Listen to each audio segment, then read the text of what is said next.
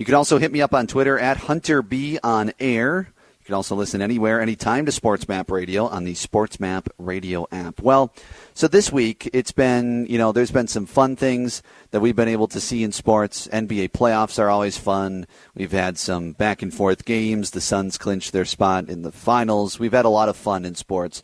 But there's also been a couple of stories that have been off the field that have just not been so good, to say the least. And really, my question, and it's more of a rhetorical question than anything, is are we going to continue to not protect and put down women? Women continue to be put on the back burner no matter what they come out and say, and it's not right. And there are examples of this in the world this week, but we are on a sports radio network, so we're going to stick to the sports examples because there were a couple just this week. First, of course, Trevor Bauer. Trevor Bauer report and article came out, and if you read the article, you'll be just as shocked as I was to read this. It was in The Athletic, and it is disgusting what Trevor Bauer allegedly did to this woman. And the article makes him sound like a monster, and it's alleged. Obviously there'll be due process and everything, but it's graphic in nature, and it's just unbelievably sad that this would happen to someone, to any human. And much less from a man to a woman. But basically, the woman who says Bauer sexually assaulted her, decided this week that she did not want to wait any longer on the criminal investigation and filed for a domestic violence restraining order on Tuesday. The temporary restraining order was granted shortly thereafter in a hearing scheduled for July 23rd. At that point, Bauer can formally dispute the allegations. He's already publicly denied the allegations through his agent, and saying everything was consensual. Now, in an article today by USA Today's Josh Peter, more details about the investigation were unveiled, and this is where kind of the latest information has come, even in the last few hours. A lieutenant with the Pasadena Police Department, of course, Trevor Bauer, if you can't remember what team, Dodgers, outspoken figure in baseball, one of the better pitchers in baseball, got a massive contract from the Dodgers in the offseason. So, a lieutenant with the Pasadena Police Department said the investigation into the allegations that Bauer assaulted a 27-year-old woman during 2 sexual encounters is bigger than we thought. Quote, bigger than we thought. The investigation is. The Lieutenant Carolyn Gordon told USA Today Sports, we're looking into some things and we thought we were nearing the end. We are not close to the end. So, obviously, there is more to find out, it sounds like, to this story, and more to find out by the investigators. Now, this has been handled poorly in many ways, but this is quite a quote from the article. Matthew Galuzzo, a former New York prosecutor who worked in sex crimes unit of the Manhattan District Attorney's Office, said, quote, if he weren't Trevor Bauer, he'd be arrested already. Now, I have to give both sides, because obviously, so Gordon, the lieutenant with the Pasadena Police Department, said she disagrees that Bauer's celebrity has impacted the investigation. She says, I think we've dealt with this investigation as we would any investigation. There are facts that have come up in this investigation that we have to look into, and that we're willing to look into because we have to do our due diligence as investigators. That's what we plan to do. Whether he's a celebrity or not, there are certain things we have to look into, and we want to complete our investigation. So that's the background. That's where we are today.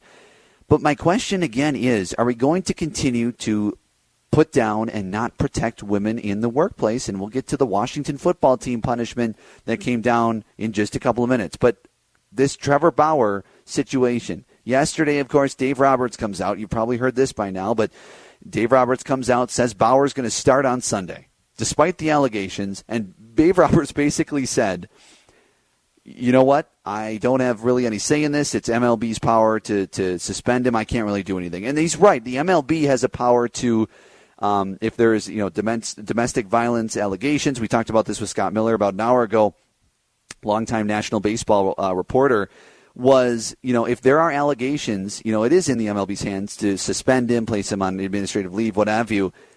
But Dave Roberts, it's his decision to not play his player. He could have easily said, Trevor Bauer, while this investigation happens, he's not going to start for our baseball team, and we'll just kind of see where this investigation leads. No, he's like, nope, he's starting Sunday because Roberts wants to win, and that just it bothers me. But today MLB came through. They placed Bauer on 7-day administrative leave, as they should. And Roberts saying he basically didn't have any control over the situation still bothers me because he's the coach.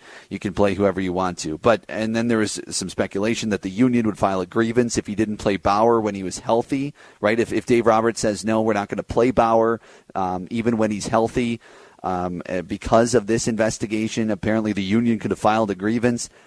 I'm sorry, but who cares about a grievance? You care about people. And if you care about your fellow human, if you care about this woman, you say, okay, Trevor Bauer, we're just not going to play you at the moment. We're going to see where this investigation goes. Then we'll play you.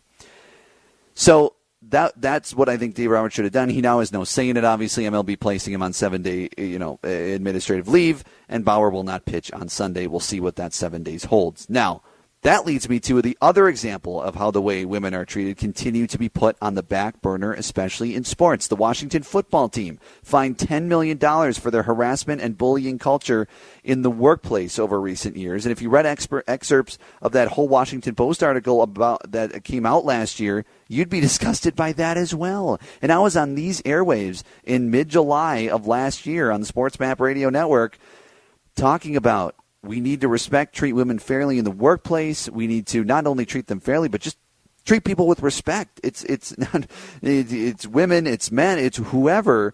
We just need to respect people. I mean, come on now. And here we are a year later. What bothers me about this punishment, $10 million, that Washington football team got fined? It's $10 million. Okay, it took them a year to come out with this consequence. Now basically everybody forgot about that article that everybody was talking about. There is Dan Snyder needs to get rid of the team. There was calls for him. There were calls for executives. There were calls for so many people in that Washington football team organization. It all, as the news cycle does, it kind of gets filtered out. And now a year later, they come out with this consequence, and it's probably not getting as much attention as it would have at that time. So they take a year to do that. The consequence, way too small. $10 million. Dan Snyder, worth $2.6 billion. That is 0.003 of his net worth. Okay? I looked this up, and I don't know if I trust this. I don't know how accurate this is, but it said the average net worth for a 50-year-old in the United States is about $833,000.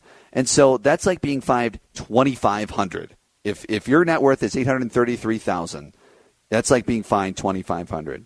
So sure, that's some amount but it's not massive by any means. And to put it in another context, so say you make $50,000 a year, that's like being fined $150. $150.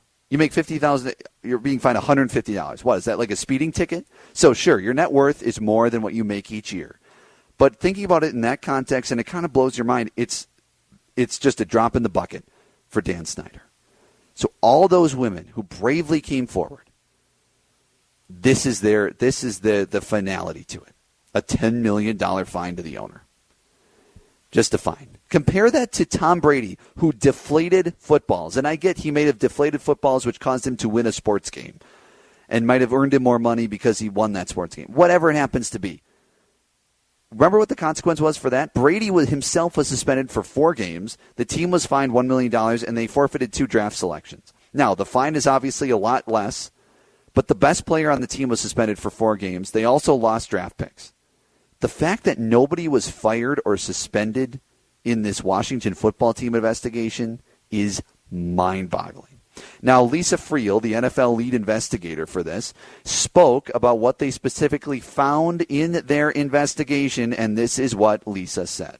Wilkinson found that for many years, extending through most of the period of Daniel Snyder's ownership, the workplace environment at the Washington football team, both in general, but especially for women, was highly unprofessional. Bullying and intimidation frequently took place, and many described the culture as one of fear. Numerous female employees experienced sexual harassment and a general lack of respect in the workplace. So that's basically what they found through their investigation. Now, she went on to explain why the consequence was given to the Washington football team. It should go without saying, but I'll say it anyway. The culture at the club was very toxic and fell far short of the NFL's values. and we hold ownership to a higher standard, which is why today's announcement is not only about accountability for the past, but also ensuring the improvements already underway at the club continue in the future. I don't know. I don't like how that sounds. Number one, she mentioned some things right here. Culture was toxic. Didn't live up to your values at the NFL. We hold ownership to a higher standard. Okay, then show me that. Don't just give them a slap on the wrist, them. Make real change. You can say all these things. You can sound nice saying it. You can say it didn't live up to your values. So then punish the team more. Either a bigger fine that would make more of a dent for Dan Snyder, because he's at the top of all this. Maybe a loss of some draft picks, and especially suspensions or firings at the top. But no, let's just keep the owner, keep the executives who haven't left yet. Remember, there was some ousting when this first came out. There was some ousting in the Washington football team organization. So it's not like everybody who did this is still there. There's been a lot of people that are not there anymore. There's been a significant amount who most of them just left on their own. But they just instead with this through this investigation, they keep the owner. The NFL decides not to fire anyone, and they just carry on. Snyder put out an apology, and to be honest, it lacks sincerity. And now his wife is going to take over the main duties of the ownership? Right. Okay, she'll take over the main duties with Dan Snyder right in her ear. It's her husband. I mean, it's not like he's going to be all of a sudden out of the picture. So this is all just a ploy, kind of just a masking again. And it's so unfortunate that not only in other parts of life, but specifically in sports as of late, women continue to get slighted and passed over, especially when they come out and are brave enough to speak about things that have been done to them. And if you think I'm, being too harsh or being too fired up about this, go read these articles. The Washington Post article about the Washington football team last July. That was a bunch of, bunch of women coming forward about how they were harassed. Or go read the article in The Athletic about Trevor Bauer and what he did to this woman. And I promise you, you will feel the same. It must get better. It must. And the more we talk about how wrong it is, not only how women are treated in many cases, but how the consequences are dealt out after they come forward and say this, the more we talk about it and more we talk about how wrong it is, the more awareness it will cause to the issue, which is what we need. We need more awareness on it, because then more people will demand more change and more consequences. Because to me, the $10 million is just a slap on the wrist. And that's what some of the folks representing, the attorneys representing the women with the Washington football team, they say it's a slap on the wrist. It's a slap on the wrist for Dan Snyder. It's like slap on the wrist and carry on. And that it just continues to be a trend. And so I'm really hoping now we look to the Trevor Bauer situation and say, what are the consequences going to be here? Is Trevor Bauer going to be treated, better because he's a big sports figure? We shall see. But like I said, must get better, and got to keep talking about these things, because the more awareness there is to it, the better. We'll get back to the on-the-field discussion next. We'll rip around the MLB standings, take a look at who's leading the divisions, maybe who might be some surprise teams, especially at the halfway point of the season. We'll talk about that next right here on the SportsMap Radio Network.